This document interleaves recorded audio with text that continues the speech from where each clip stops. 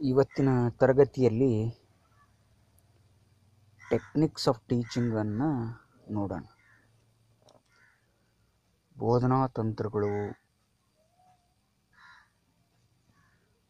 ಬೋಧನಾ ತಂತ್ರಗಳನ್ನು ಹೇಗೆ ಬಳಸ್ತಾರೆ, ಎಲ್ಲಿ ಬಳಸ್ತಾರೆ, ಬಳಸುವುದರಿಂದ ಆಗುವ ಲಾಭಗಳೇನು, ಅವುಗಳಲ್ಲಿರ್ತಕ್ಕಂಥ ವಿಧಗಳು ಯಾವುವು ಎಂಬುದನ್ನು ಇವತ್ತಿನ ತರಗತಿಯಲ್ಲಿ ನೋಡೋಣ. Technique of teaching. Again, you have two words here. One is technique and another one is teaching.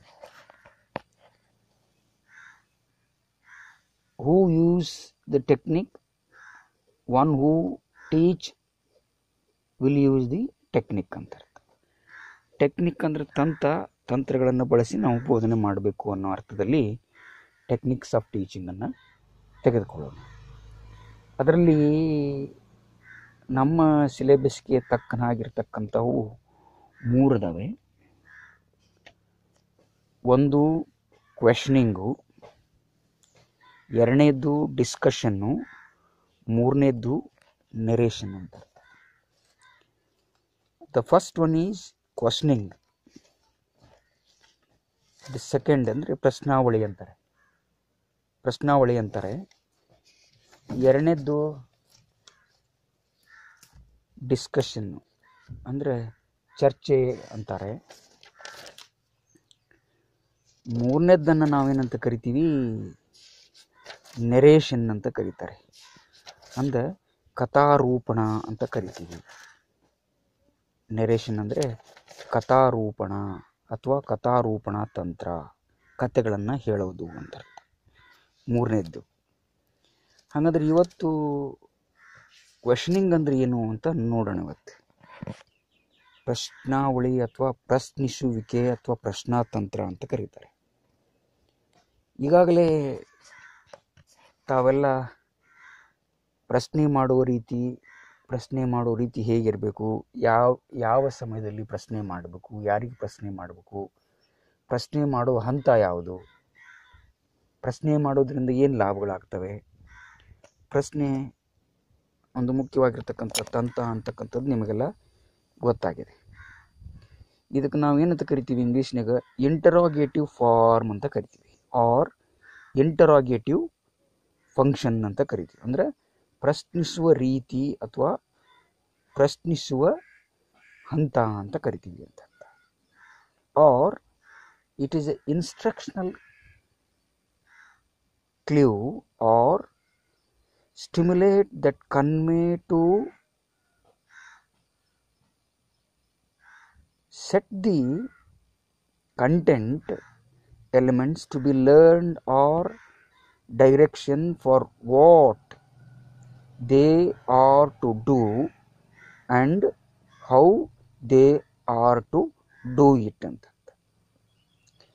ಬೋಧನೆಯಲ್ಲಿ ಪ್ರೇರೇಪಿಸುವುದಕ್ಕೆ, ವಿದ್ಯಾರ್ಥಿಗಳನ್ನು ಕನ್ವೆ ಮಾಡೋದಕ್ಕೆ, ವಿಷಯವನ್ನು ಕನ್ವೆ ಮಾಡೋದಕ್ಕೆ, ಕನ್ವೆ ಮಾಡಿದ ನಂತರ ಅದನ್ನು ಕಲೀಲಿಕ್ಕೆ ಮತ್ತು ಆ ದಿಕ್ಕಿನತ್ತ ಹೋಗಲಿಕ್ಕೆ ನಾವೇನನ್ನು ಬಳಸ್ತೀವಿ,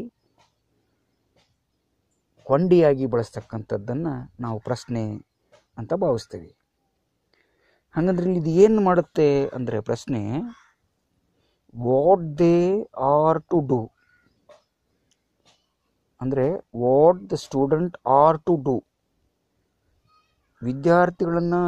ವಿದ್ಯಾರ್ಥಿಗಳು ಏನು ಮಾಡುತ್ತಾರೆ, and how they are to do it, ಕೊಟ್ಟಂಥ ವಿಷಯವನ್ನು, ಪ್ರಶ್ನಿಸಿದಂಥ ವಿಷಯವನ್ನು ಹೇಗೆ ಉತ್ತರಿಸ್ತಾರೆ, ಹೇಗೆ ಸ್ಪಂದಿಸ್ತಾರೆ ಅಂತಕ್ಕಂಥದ್ದನ್ನು ನಾವು ಡಿಕ್ಷನರಿ ಮೂಲಕ ಅರ್ಥ ಮಾಡ್ಕೊಳ್ತೀವಿ. Question is what they are to do and how they are to do ಅನ್ನೋದನ್ನು ರಿಪ್ರೆಸೆಂಟ್ ಮಾಡುತ್ತೆ. ಜೊತೆಗೆ the present review focus on the relationship between the teachers classroom, questioning behavior and a variety of students' outcomes such as to achieve retention and the level of students participation ಅಂತ. ಅಂದರೆ ವಿದ್ಯಾರ್ಥಿಗಳ ಗಮನವನ್ನು ಸೆಳೆಯಬೇಕಾದ್ರೆ ನಾವೇನು ಮಾಡ್ತೀವಿ, we focus or we review the relation between the teacher and the student. ಅದಕ್ಕೆ ನಾವೇನಂತ ಕರಿತೀವಿ ಅಂತಂದರೆ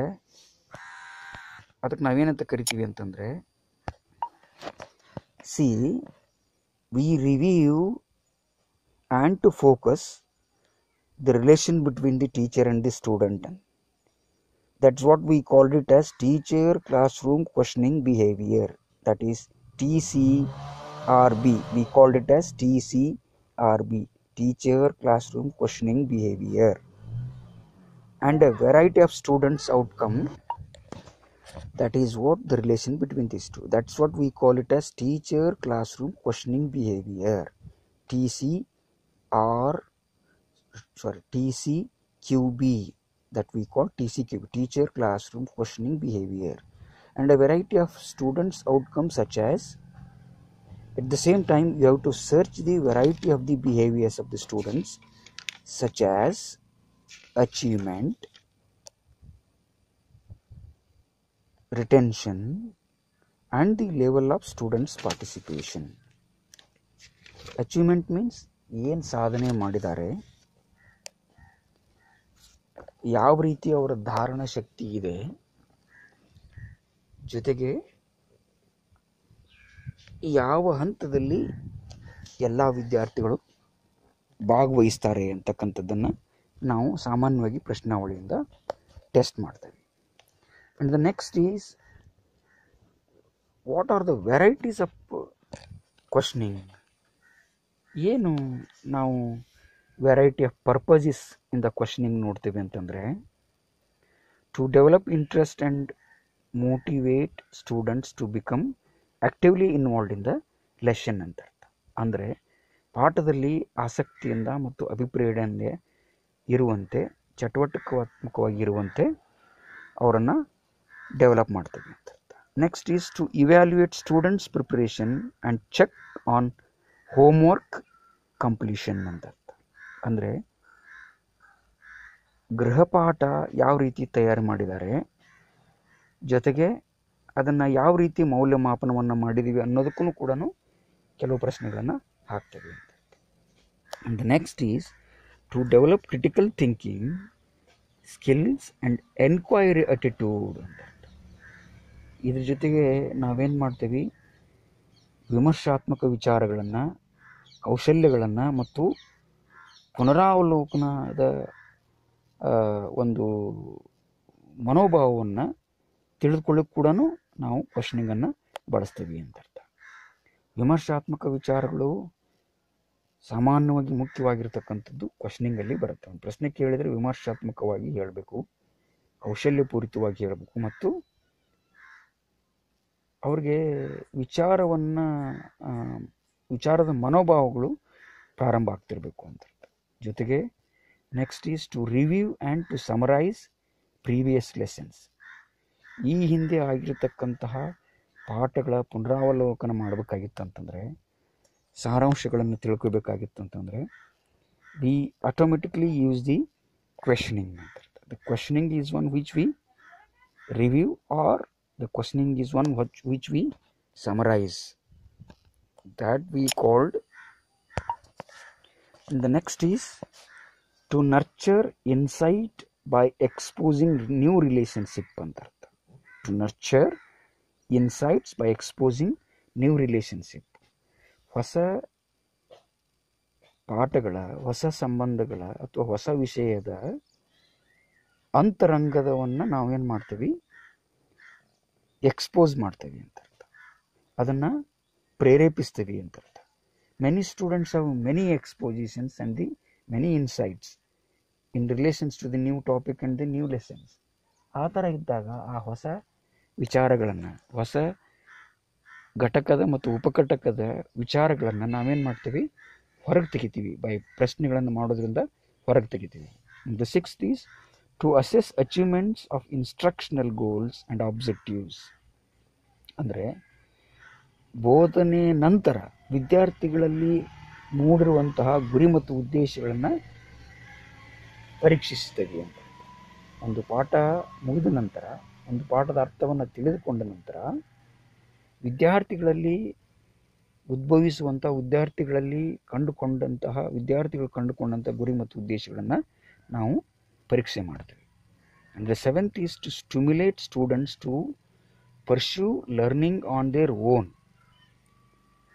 ತಾವೇ ಅರಿತು ಕಲಿಯುವಂತೆ ವಿದ್ಯಾರ್ಥಿಗಳನ್ನು ಹುರಿದುಂಬಿಸ್ತೇವೆ ಅಂತ ಅರ್ಥ. ಪ್ರಶ್ನೆಗಳನ್ನು ಕೇಳೋದ್ರ ಮೂಲಕ sometimes the teacher may question, but there is no bounden right to get the answer.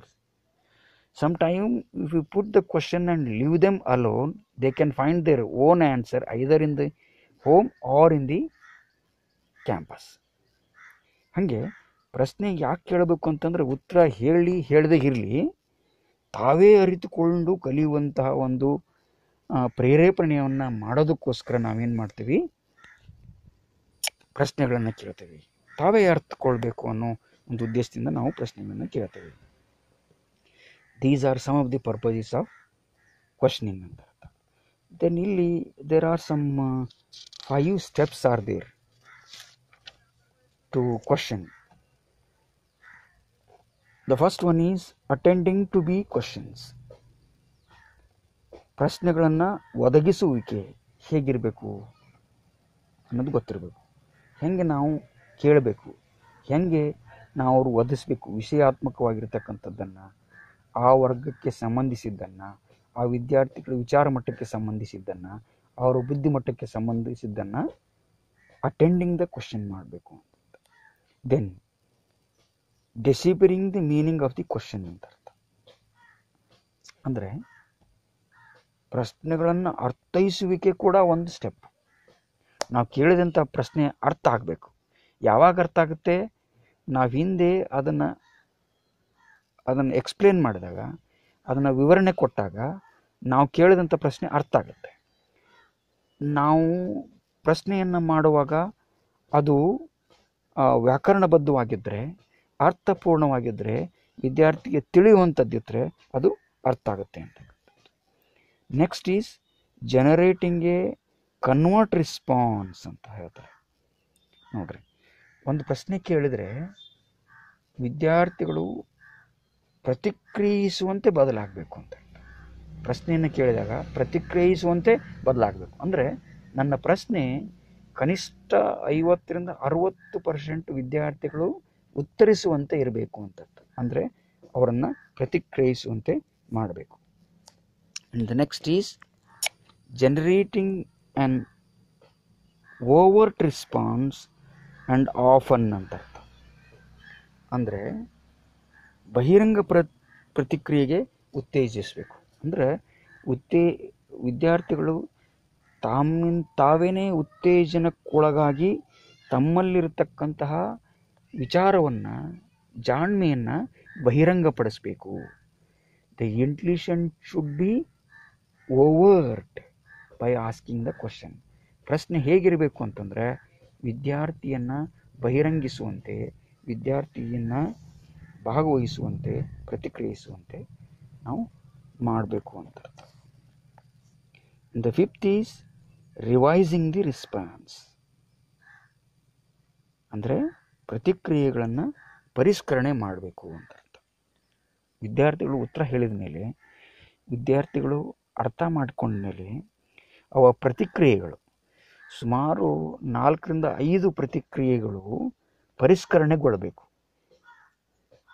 ಒಂದು ಪ್ರಶ್ನೆಗೆ ಅನೇಕ ಉತ್ತರಗಳು ಬಂದಾಗ ಆ ಉತ್ತರಗಳನ್ನು ಪರಿಷ್ಕರಿಸುವಂತಹ ಜಾಣ್ಮೆ, ಪರೀಕ್ಷಿಸುವಂಥ ಜಾಣ್ಮೆ, ಮೌಲ್ಯೀಕರಿಸುವಂಥ ಜಾಣ್ಮೆ ನಮಗಿರಬೇಕು. That's what we call revising the response ಅಂತ ಕರಿತೀವಿ. So these are some of the steps in questioning. ಇವುಗಳನ್ನು ಮತ್ತೆ ನೀವು ಅರ್ಥ ಮಾಡ್ಕೊಂಡು ನೋಟ್ಸ್ ಬರೆದು ನಾನು ಕಳಿಸ್ತೀರಂತ ಭಾವಿಸ್ತಾ ಇವತ್ತಿನ ತರಗತಿಯನ್ನು ಮುಗಿಸ್ತೀನಿ. ಧನ್ಯವಾದಗಳು.